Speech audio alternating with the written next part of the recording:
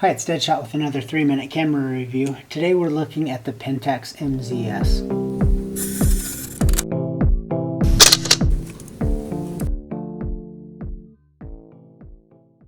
The MZ-S was released in 2001, and it was the last professional film camera released by Pentax. This camera was packed with every feature available to Pentax back in 2001, including a sturdy magnesium alloy metal body. There's not a lot of plastic used in this camera. The slanted top makes it much easier to see all of your settings and your dials when you're removing your eye from the viewfinder. One of the things that you'll notice across the top of the camera, though, is that there is no mode dial. To use different modes, you would just adjust the settings. For example, it's in a program auto mode right now, but if you take the lens out of A mode, it will switch to an aperture priority mode. If you rotate this dial to adjust your shutter speed, then the camera immediately switches to manual mode. To get back into a program mode, you'll press this green button on the front and turn the lens back to A. And if you want shutter priority mode, you rotate the dial again to go to shutter priority mode. You have your drive mode switch right here. You've got your metering modes right here. There is a dial at the top that's used to override your automatic DX coding for your ISO, your exposure compensation, your bracketing settings, and some of your custom functions as well.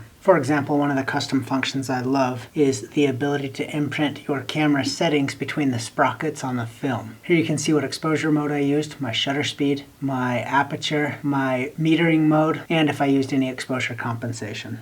Imprinting the exposure data is pretty unique. On the right, you'll use this switch to switch between your focusing modes and select your autofocus point. There is a small LED light right here which lights up the lens mount to help you mount the lens in low light or the dark. And like many Pentax cameras today, you will rotate the switch past on for depth of field preview. There are some pretty neat custom functions that you can do with this camera, including leaving the film leader out when it rewinds. It is a full information viewfinder letting you know all of your settings as well as your focus point. The two pieces of the circle will indicate where your spot metering light is being measured, as well as what focus point is being used up above. If you're looking for a high-end autofocus film body, I would strongly encourage you to take a look at the Pentax MZ-S. There's a lot to love, including the intuitive controls and the unique design of this camera. Here are some pictures I've taken with the Pentax MZ-S.